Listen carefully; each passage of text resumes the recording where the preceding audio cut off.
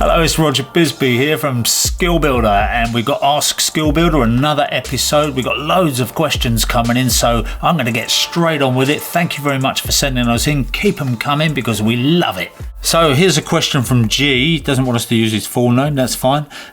G wants to have a go at rendering. He's got a building. He said some of it is old sand and lime mortar, so some of it's quite old.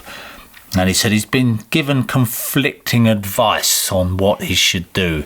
Some people say use PVA, other people say don't use PVA because it sets up a barrier and locks moisture in and won't let the wall breathe and everything. I have a lot of arguments with plasterers and renderers, and they've all got their own way of doing it. And when you look on the plasterers forums, they go, oh, you need to do it like this, you need to do it like that. And it seems to me that a lot of them are self-taught. They don't really have a fantastic amount of technical knowledge about what they're doing. And I had a big argument with a guy which went on and on and on about the use of PVA on render. Now, I worked for Henkel for some years, actually, doing some technical stuff, writing instruction booklets for them and everything else. Henkel make Unibond, so I was able to go up to their laboratories and talk to the guys and have a look. You should never, ever use PVA on exterior render. That is gospel. That's not an opinion, that is a fact. You should never ever use it. Now, there is this thing that's come out called waterproof PVA, and people think, okay, it's waterproof, I can use it, I'll just slap it on the wall and then I'll render on top of it. It ain't waterproof. Now people say, so why do they call it waterproof? If you start looking in the instruction booklet, now I've got to say a lot of people don't look in the instruction booklet, what you'll find is to make it waterproof, you have to mix the PVA up with cement and a little bit of sand, or maybe just cement, into a slurry. When you encapsulate it within the cement, and then you put that on the wall, and then you, what they call, prick it up to make a dashing, if you like, on it. If you do that, it's waterproof. But certainly just painting it on the wall and then rendering it or pouring it into the mix and thinking that will do the job is not the way to go. What it will do is, as it gets damp, it will re-emulsify and it will lose the bond, and it will do more harm than good. Now, if you want a bonding agent, and I'm a big believer in bonding agents, I think they're great, they do a good job.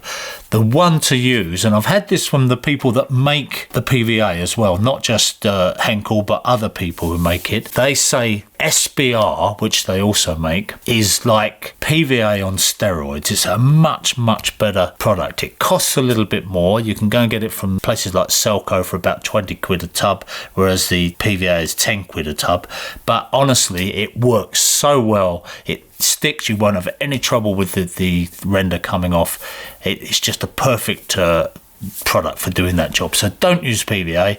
Ignore the PVA completely. SBR is waterproof. It's a fantastic bonding agent, and it's exactly the right product to use for rendering. So what I would do is what he's saying, 511, which is quite right. Again, plasterers will argue with me on this and they say, no, that's too weak, it needs to be stronger than that. The trouble is with using a strong render is that if the substrate that you're rendering onto is not as strong as the render will crack. You should never ever use anything that's stronger than the surface you're going onto. So 5 of sand, 1 of hydrated lime, that's a shovelful, if you like, of hydrated lime, 5 shovelfuls of sand, and a shovelful of ordinary Portland cement, and some SBR. You will have the perfect mix for rendering onto, and it makes a lovely, lovely finish. You can have a look at my rendering here, which a lot of people are very rude about, but if you look at the finish, I'd put that finish up against anybody else's finish, any professional renderer's finish. And the important thing is I rule that through, so when the sun shines, you don't see all those ripples. I'm going to show you a picture here of a rendering job that was done by a professional. So when they start coming on and giving me a hard time about my rendering, just look at this job. This was professionals. I'm not kidding you. They weren't chances. They were professionals doing this job. This is what they did for the customer. This is what they left him with.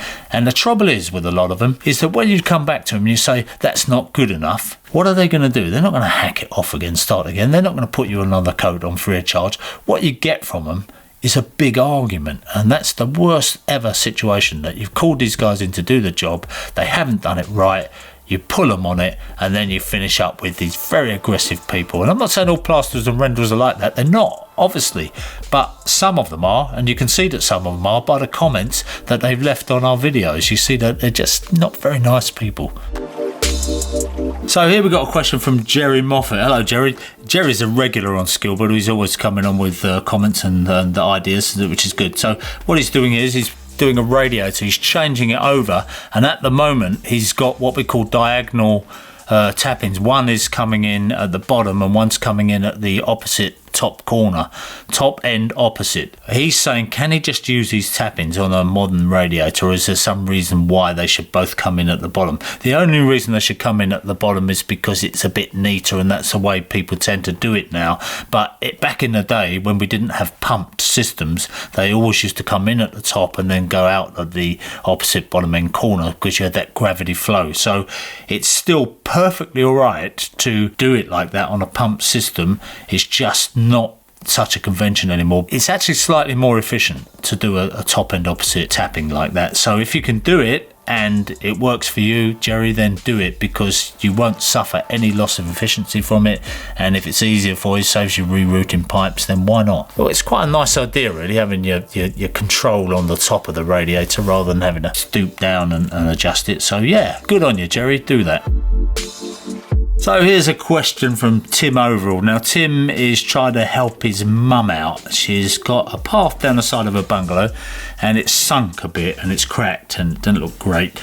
And she wants some slabs in that area around next to the path. And he's saying, how can he make the slabs come level with the path? I'm not really quite sure, Tim, whether what you're trying to do here is to take the path up, repair the path, because it doesn't look in great nick there, or whether you should go over the top of the path with the slabs. It needs thinking about. And the reason is, I mean, I don't know what your mum's age is, but none of us are getting any younger. I think it's very, very important when you're dealing with people who are starting to, get a bit older, that you make a nice smooth path, because they trip over the smallest thing. As you get a little bit older, your eyesight's not as good, your balance isn't as good, and you trip over the edge of a paving slab and you have a fall which can put you out of action for quite a while. So what I say is, whatever you do here, Tim, I think you've got to dig down. You've got to get a decent bit of sub base in there. Now, you can do this by just digging that earth out and putting what they call a bit of type 1, a bit of scalpings down there, that kind of thing, which you get from the builders merchants.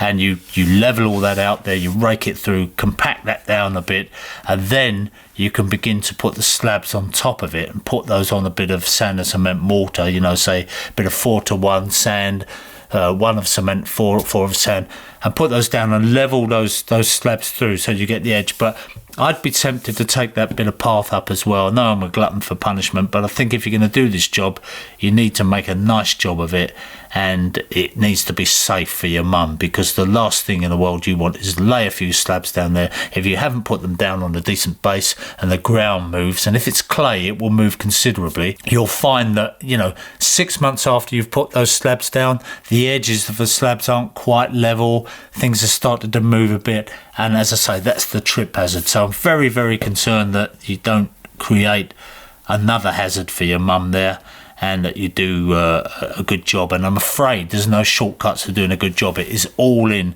the preparation and putting down a decent foundation. The other way of doing it is to just shutter the whole area off, get a bit of barrow mixing, get one of these ready mix lorries in where you barrow the concrete in and put the concrete down so that it's absolutely smooth. Now, there's certain things you can do with the concrete to dress it up, to make it look nice. You can actually use granite chippings on top of the concrete, resin, gravel, that kind of thing. There's a lot of options there. You can even put a bit of dye in the concrete to colour it up and make it look like paving slabs or something, but safety would be my prime concern there.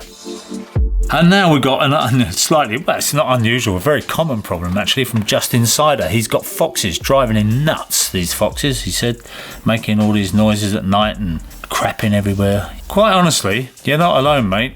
We've got loads of them around here. In fact, the cameraman, Dylan, who's there now, hello. Hi Dylan, He was driving through with me yesterday and we saw a fox in broad daylight going across the road, and he said to me, "Oh, that's unusual to see a fox in the middle of the day. In fact, we nearly ran it over." I said, "No, not round here, it's not. It's very usual to see foxes we get them playing on our lawn." They do crap everywhere. Interestingly, I found they don't crap on the ground. They always like to do their bit onto something. In other words, if it's a little bit of brick or a kid's toy or a shoe or anything like that outside, that's where they will crap. They don't like to actually crap on the grass or on the ground if they can get away with it. So even on our front wall, on the brick wall, you'll see where they've actually just sat on the wall and they've done their bit. And the other thing I found, we've got a 6-foot back gate round the side of our house, and I've seen a fox just leap up onto the top of that gate almost without any effort at all, balance on top of the gate and then leap down the other side. They're fantastically agile creatures,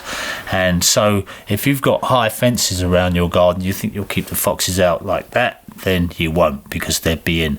Now, he said he doesn't want to poison them, he doesn't want to do this, that, it's not illegal to kill foxes, but you're not allowed to poison them, because poisoning animals is a very, very bad thing to do, because obviously that poison can be taken out into the wild by other animals. You've got a carcass, which is poison, which is, a problem for birds and everything else.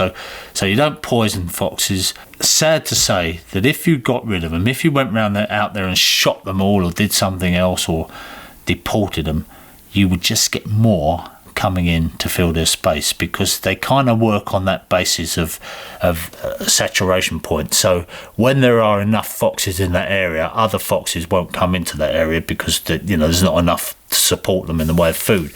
So they kind of spread themselves out, which is what we're seeing now. And I do agree they're a problem. I mean, they've become an urban problem rather than a country problem. I don't see foxes in the country. Funnily enough, my wife and I, we drive through France an awful lot, and it's very, very rare to see a fox in the French countryside. That's because the French just shot them. The French shoot everything. They just love it. They didn't shoot you. Well, they may have had a go, but I'm quick on my feet. So, no, but...